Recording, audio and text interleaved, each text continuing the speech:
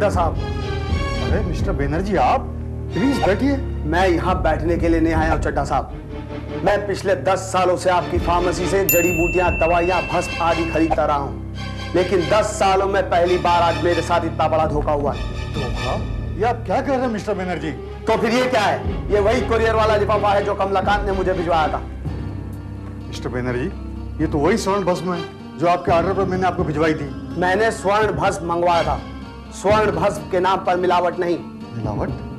ये क्या कह रहे हैं आप? मैं इस तरह की धांधली नहीं करता मिस्टर बनर्जी, आप भी जानते हैं। इसीलिए आप पर भरोसा करके मैंने आपको स्वर्ण भस्म का ऑर्डर दिया था और मैंने उसकी पूरी पेमेंट भी एडवांस में कर चुका हूं, लेकिन आपने मेरे साथ इतनी बड़ी बेईमानी की। मुझे आपसे ऐसी उम्मीद नहीं। आप मुझ पर झूठा इल्जाम लगा रहे हैं मिस्टर बनर्जी। आपने क्या सोचा था? आप मुझे स्वर्ण भस्म के नाम पर कुछ भी पकड़ा देंगे और मुझे उसका पता तक नहीं चलेगा? मैं चाहूं तो धोखाधड़ी के जुर्म में मैं आप पर पुलिस कार्रवाई भी कर सकता हूं। बस मिस्टर बनर्जी, बस। मैं कह रहा हूं आपसे कि स्वर्ण भस्म प्योर है, फिर आप ऐसी बातें क्यों कर रहे हैं? क्योंकि मैंने इसकी पूरी जांच पड़ताल करवाई है। चेक करने पर पता चला कि इसमें आधा तो स्वर्ण भस्म है और बाकी का आधा गोल्डन कलर मिक्स किया हुआ है। क्या?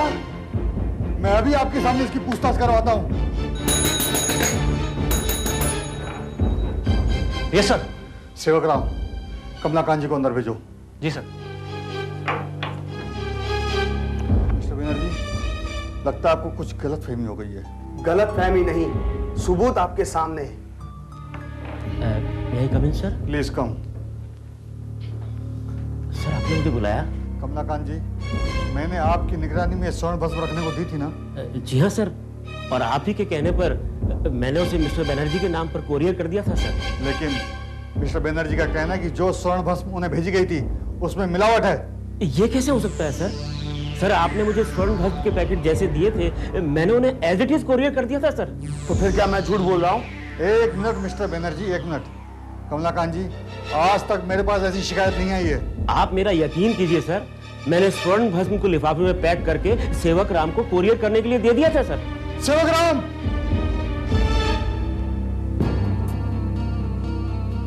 जी साहब। कमलाकांत जी ने जो पैकेट आपको कोरियर करने के लिए दिया था, उसको रास्ते में आपने खोला था? नहीं साहब, मैं क्यों खोलूंगा? तुम झूठ बोल रहे हो सेवक राम। जब पैकेट रास्ते में खोले ही नहीं गए तो स्वर्ण भस्म में मिलावट हुई कैसे? तुमने स्वर्ण भस्म के पैकेट खोलकर उसमें चोरी की है सेवक राम। साहब भगवान कसम, मैंने ऐसा कुछ नहीं किया। मैं इतने सालों से आपका नमक खा रहा हूँ, मैं आपके साथ गद्दारी कैसे कर सकता हूँ साहब? फिर किसने किया ये सब? देखो सेवक राम, अगर तुमसे गलती हो गई है तो कबूल कर लो। कमलाकांत जी, ये गलती? अरे गलती नहीं, सरासर चोरी है।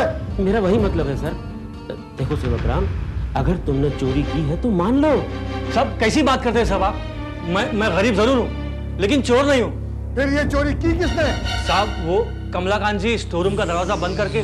बकवास मत करो सर, वो तो मैं स्वर्ण भस्म को लिफाफे में पैक करके कोरियर के लिए तैयार कर रहा था सर। सेवक राम, तुम कमलाकांत जी पर चोरी का इल्जाम लगा रहे हो? तुम जानते भी हो इनके जैसा ईमानदार और भरोसेमंद आदमी हमारी पूरी कंपनी में दूसरा नहीं है। ये चोरी तुम्हारे अलावा कोई दूसरा कर ही नहीं सकता। साहब मुझ पर इतना बड़ा इल्जाम मत लगाइए साहब, मैं अपने बाल बच्चों की कसम खा के कहता हूँ साहब, ये चोरी मैंने नहीं की साहब। इसी वक्त यहाँ से निकल जाओ, वरना मुझसे बुरा कोई नहीं होगा। साहब मेरी बात तो सुनिए साहब। मुझे कुछ नहीं सुनना। तुम जैसे लोगों को मैं अच्छी तरह जानता हूँ। मौका मिला नहीं, घास साफ कर लेते हैं। साहब निकल जाओ यहाँ से और आइंदा इस कंपनी के ऑफिस में दिखना मत। मिस्टर बनर्जी, मैं माफी चाहूंगा आपसे और जल्द से जल्द आपको दूसरा स्वर्ण भस्म भिजवाने का इंतजाम करता हूँ। ठीक है, मैं चलता हूँ। मुझे डर था कमलाकांत जी, इसलिए स्वर्ण भस्म मैंने आपको रखने को दिया था। सर लेकिन मुझे क्या पता था कि सेवाग्राम रास्ते में इस कदर बेईमानी कर जाएगा। क्या हो गया? तुम कुछ बोलते क्यों नहीं? क्या बताओ लक्ष्मी, आज चड्ढा साहब ने मुझ पर चोरी का इल्जाम लगाकर मुझे नौकरी से निकाल दिया। क्या? हाँ लक्ष्मी, मैं रोता रहा, गिड़गिड़ाता रहा, कसमें खाता रहा कि मैंने चोरी नहीं की, लेकिन उन्होंने मेरी एक नहीं सुनी। इतने साल से मैं वहां नौकरी कर रहा हूँ और आज जब रिटायरमेंट के 3 साल बाकी रह गए तो मुझ पर एक चोरी का कलंक लगा दिया। हे भगवान, क्या होगा? लक्ष्मी तुम्हें बताओ, क्या मैं चोरी कर सकता हूँ? मैं इतने साल से वहां नौकरी कर रहा हूँ, चड्ढा साहब के लाखों रुपए वहां पर मेज पर पड़े रहते थे, लेकिन मैंने उन्हें छुआ तक नहीं। लेकिन आज सबके सामने नौकरी से निकालकर उन्होंने मुझे नंगा कर दिया। अगर तुम बेकसूर हो तो उनसे जाकर बात क्यों नहीं करते? चोरी का इल्जाम सर पर लेकर घर आए क्यों? लक्ष्मी वो बड़े आदमी है, एक बार उनके दिमाग में कोई बात बैठ गई तो फिर वो किसी के सुनते नहीं। और मैं ठहरा छोटा आदमी, कब तक उनसे बहस करता।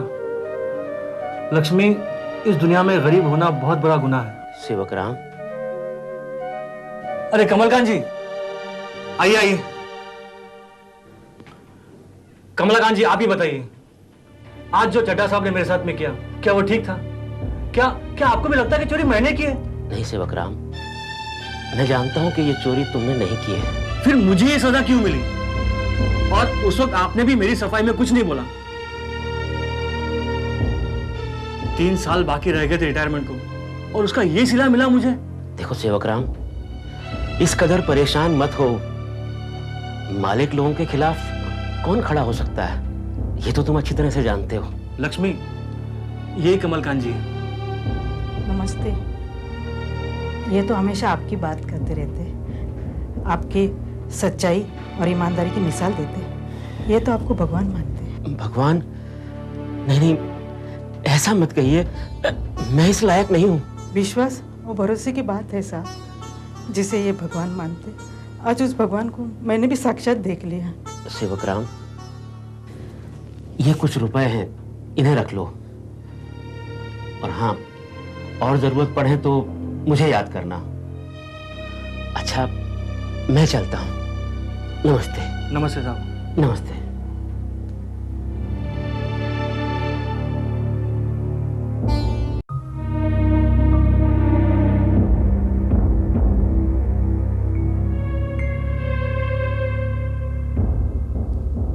अरे अभी तक तुम ऐसे ही बैठे हुए हो? चलो कपड़े बदल लो, मैं खाना लगाती हूँ। तुम खा लो रत्ना, मुझे भूख नहीं है। क्या हुआ क्या है? ऑफिस से आके ऐसे क्यों बैठ गए हो तुम? प्लीज मुझे थोड़ी देर के लिए अकेला छोड़ दो बस। अकेला तो मैं छोड़ दूंगी, लेकिन ये तो पता चले कि हुआ क्या है। अरे, आज तुम लोगों के चक्कर में आकर जो गुनाह मैंने किया था, उसकी सजा एक बेकसूर को मिल गई। क्या मतलब? जो स्वर्ण भस्म मैंने डॉक्टर गजेंद्र को देने के लिए चुराई थी, उसकी कमी को पूरा करने के लिए मैंने उसमें गोल्डन कलर का पाउडर मिक्स कर दिया था। ये मुझे मालूम है, आगे बताओ। अरे चड्ढा साहब के कहने पर मैंने ये मिलावट किया हुआ स्वर्ण भस्म एक पार्टी के ऑर्डर पर उसे कोरियर करवा दिया था।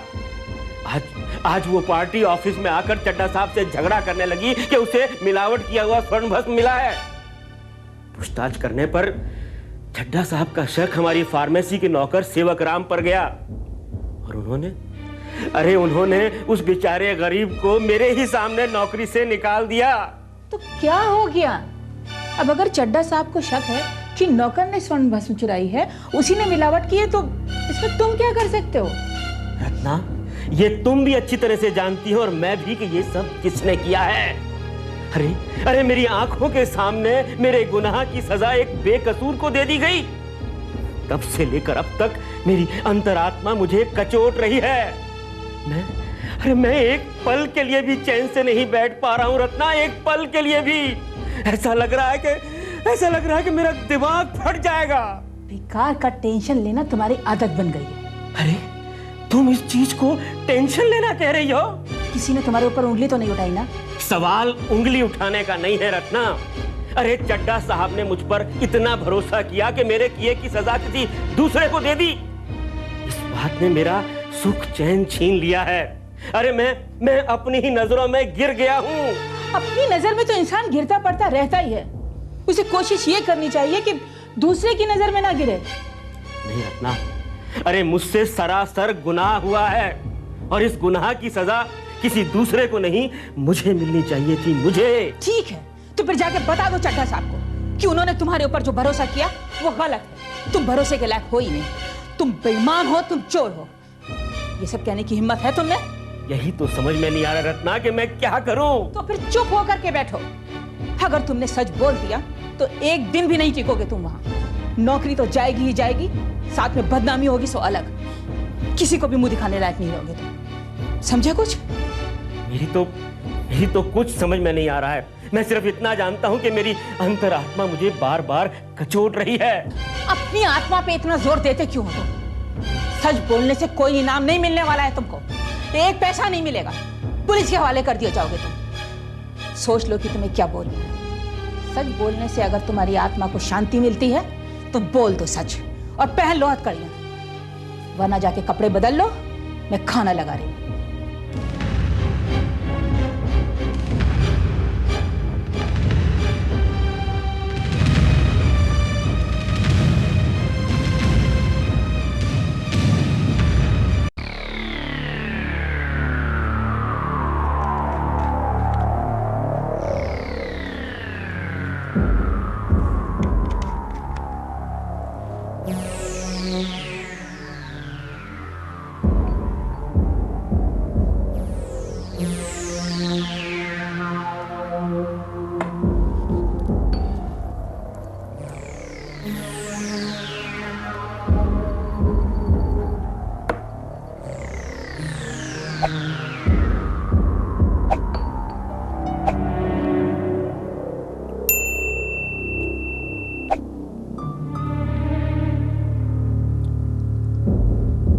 Fantastic.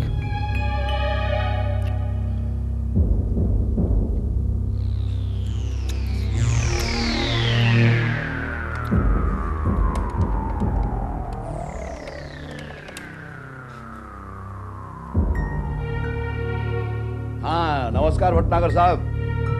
हाँ, डॉक्टर गजेंद्र बोल रहा हूँ। हाँ, मैंने वो औषधि स्वर्ण भस्म के मिश्रण से तैयार कर ली है। हाँ, खुद चखी मैंने, बहुत बढ़िया बनी है। अरे देखिए, मार्केट में चलेगी नहीं, ये दौड़ेगी। भटनागर साहब जी, हाँ जी हाँ। अरे आप सुनिए तो सही, मैंने इस दवा का नाम क्या रखा है, चौंक जाएंगे आप नाम सुन के। इस दवा का नाम मैंने रखा है यौवन आजीवन। हाँ, यौवन तो आजीवन रहना ही चाहिए। अच्छा भटनागर साहब, ऐसा है, आप तो बहुत बड़े डिस्ट्रीब्यूटर हैं आयुर्वेदिक दवाइयों के, तो आपको ही इसका डिस्ट्रीब्यूशन सौंप रहा हूं सर मैं। जी हाँ, जी हाँ। नहीं, अगर कीमत इसकी मार्केट में 150 रुपए है तो हम इसकी कीमत 125 रुपए रख लेंगे। हाँ हाँ, ठीक है ठीक है, मैं इसकी सप्लाई आपको शुरू करता हूं। ठीक है, ओके ओके, बाय।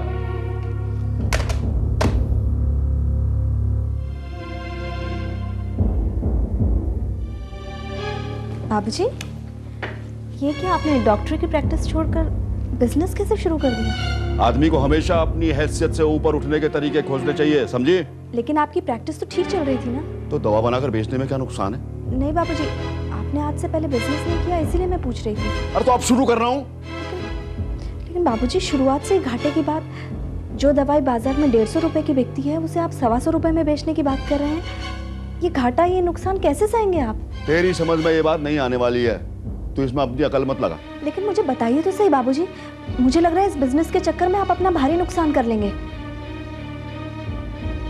तुझे मैंने जितना कम पढ़ाया वो भी मैंने कर दिया। कम पढ़ा के जब तेरे ये हाल है, अगर मैं तुझे ज्यादा पढ़ा देता तो क्या करती तू? मैंने कुछ गलत तो नहीं किया ना? बिल्कुल चुप रह, गलत बात कर रही है तू। अपना काम तो ध्यान से करती नहीं है, मेरे काम में टांग अड़ा रही है। बाबूजी, मुझे बस ये लग रहा है कि मैंने आपको इस तरह से कभी भी दवाई बनाकर बाजार में बेचते हुए नहीं देखा। मैं इसीलिए पूछ रही थी कि ये कोई अलग काम कर रहा हूँ, अपने पेशे से जुड़ा काम कर रहा हूँ। डॉक्टरी की प्रैक्टिस मैंने बहुत कर ली, अब मुझे अपनी एम्बिशन भी पूरी करनी है। समझ रही है ना बात तू? चल यहाँ से, और मेरे काम में टांग मत अड़ाना आज से। चल।